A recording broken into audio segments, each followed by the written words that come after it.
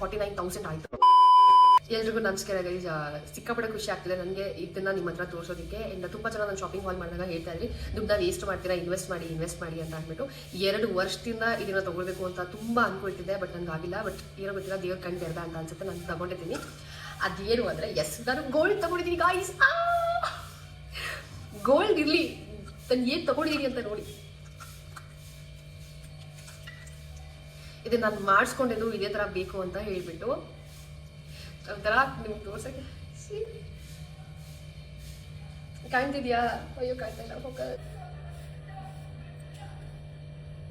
S, ನಾನು ರಾಯರನ್ನ like ಇವಾಗ ಮಾತೇ ಬರ್ತಾ ಇಲ್ಲ. ರಾಜರನ್ನ ಮಾಡಿಸ್ಕೊಂಡಿದ್ದೀನಿ.